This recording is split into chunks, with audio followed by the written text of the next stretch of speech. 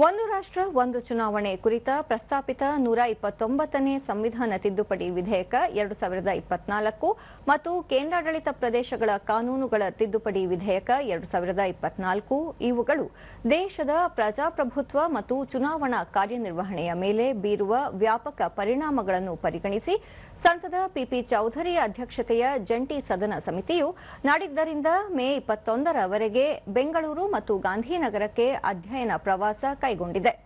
ರಾಜ್ಯ ಮಟ್ಟದಲ್ಲಿ ಮುಖ್ಯಮಂತ್ರಿ, ಉಪಮುಖ್ಯಮಂತ್ರಿ, ವಿಧಾನಸಭಾಧ್ಯಕ್ಷರು, ವಿಧಾನ ಪರಿಷತ್ ಸಭಾಪತಿ, ಚುನಾಯಿತ ಪ್ರತಿನಿಧಿಗಳು, ರಾಜಕೀಯ ಪಕ್ಷಗಳ ಮುಖ್ಯಸ್ಥರು, ಆಡಳಿತ, ಹಣಕಾಸು ಮತ್ತು ಶಿಕ್ಷಣ ಸಂಸ್ಥೆಗಳು, ವೃತ್ತಿಪರ ಸಂಸ್ಥೆಗಳು, ನಾಗರಿಕ ಸಮಾಜದ ಪ್ರತಿನಿಧಿಗಳು ಸೇರಿದಂತೆ ಉನ್ನತ ಸಾಂವಿಧಾನಿಕ ಮತ್ತು ರಾಜಕೀಯ ಪದಾಧಿಕಾರಿಗಳೊಂದಿಗೆ ಸಮಿತಿ ಸಮಾಲೋಚನೆ ನಡೆಸಲಿದೆ. ಈ ಜಂಟಿ ಸಂಸದೀಯ ಸಮಿತಿ ಈ ಹಿಂದೆ ಮುಂಬೈ, ಡೆಹ್ರಾಡೂನ್, ಚಂಡೀಗಢ ಮತ್ತು ಶಿಮ್ಲಾಕ್ಕೆ ಭೇಟಿ ನೀಡಿತ್ತು. ಅದರ ಮುಂದುವರೆದ ಭಾಗವಾಗಿ ಕರ್ನಾಟಕ ಮತ್ತು ಗುಜರಾತ್ ಭೇಟಿ ನಿಗದಿಯಾಗಿದೆ.